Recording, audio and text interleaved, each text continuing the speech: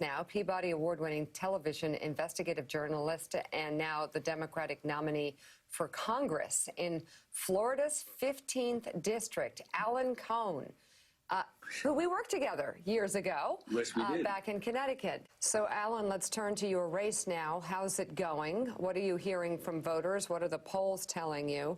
And why did you decide to run? And I exposed one of the biggest cases of public corruption in the Tampa Bay area several years ago, and people know me and trust me, and they are understandably cynical about politics as usual. And Are you saying that the Democrats' message in fighting back is weak and ineffective, and they don't really have the strong messaging that Republicans have? Well, it's funny that Republicans would say that. The Republicans who just spent $2 trillion on tax cuts for the wealthiest among us and the corporations, and basically crumbs to the rest of us. I challenge anybody watching this to tell me how their lives were improved by that tax bill that was basically geared for the wealthiest among us. What Democrats can do is saying that the infrastructure and the reconciliation bill is aimed at you. It's aimed at making your life better. What I've learned about party politics from the top on down, there is no quarterback in Washington that is dictating message and making sure, whether it's from the White House or from Congress or from the state or local parties, that everybody is reading off the same page. What I'm saying is we got to start doing that. Are you stepping up to be that messenger, to go to Washington, D.C. and control the Democrats' message?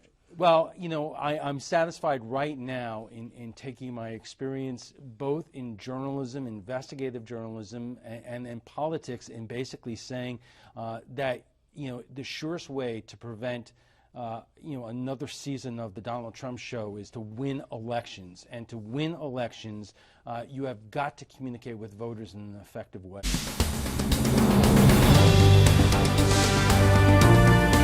Saudi Arabia's oil fields are attacked again, and U.S. intelligence conclusively ties it to the government of Iran. Would you vote as a member of Congress to authorize a military strike on Iran? Well, first, let me say this. What we're seeing right now in terms of the Iranian attack on Saudi Arabia is basically what happens when you have an incompetent president. Not have abandoned the JCPOA?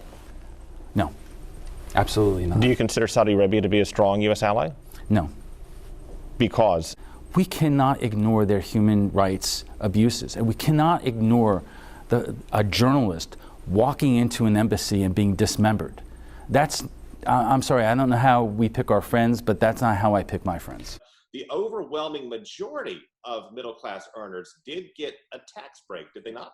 We have gave in that bill the vast majority of tax cuts to corporations. What I am talking about is increasing and maintaining tax relief to the people who need it the most, and that is middle income and working families in this community. By raising the corporate tax rate that amount, the middle 20% of income earners would in fact see a slight reduction in after-tax income.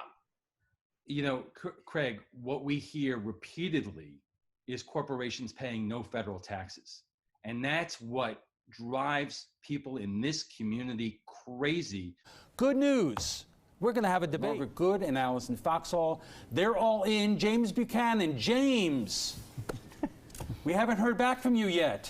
Buchanan's campaign has said he won't be doing any debates or joint appearances with the other candidates. Really?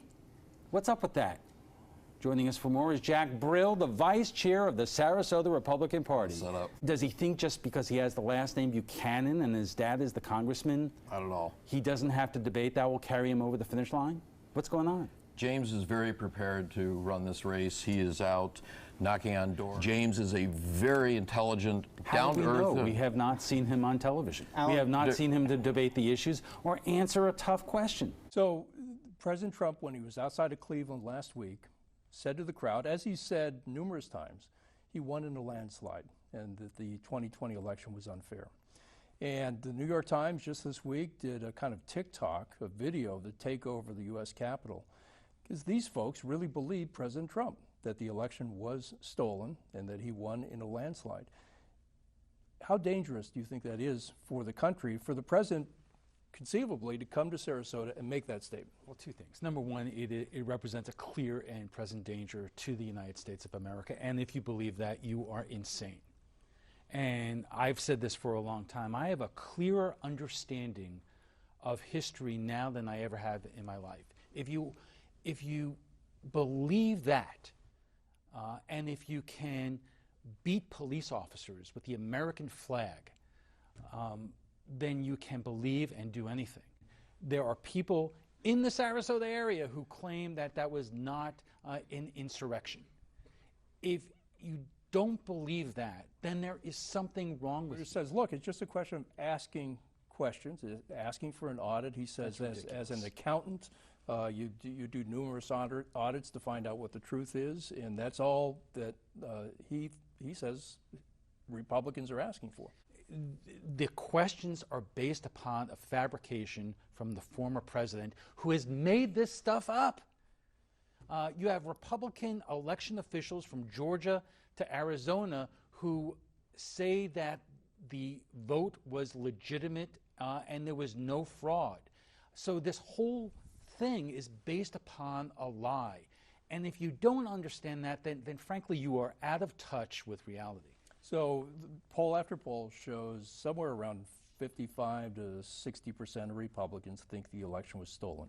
How do Democrats counter that if that's the belief of the core of the Republican Party? How do you, as a Democrat, how does your party fight back? I think that every Republican who tries to convey that insanity should be depicted with a tinfoil hat on their head. You know, in a couple of weeks here in Tampa, we're going to have Marjorie Taylor Greene come here. And I think every Republican who attends that event should then be depicted, as I said, with a tinfoil hat on their head and from another planet. Unfortunately, our elections today are less about issues and more about identity and frame of reference, and I think that's the Democrats have got to start taking it to the Republicans the way the Republicans have too often taken it to Democrats. So, Alan, we only have 45 seconds left. You were an anchor in Sarasota and a reporter in Sarasota, one of the top TV guys there on the ABC affiliate. Have you ever heard of this firm, Cyber Ninjas, No. that's doing the audit in Arizona that so many Republicans have placed their hopes on? Never. There is no credibility of that. There is no track record of this company. Come on, give me a break here. There are no questions. There are no ambiguities about the election. This has just been a fantasy made up by a president who lost the election and has somehow tried to convince other Republicans that he did not win. He did not win, folks. Alan Cohn, thanks a lot. All right.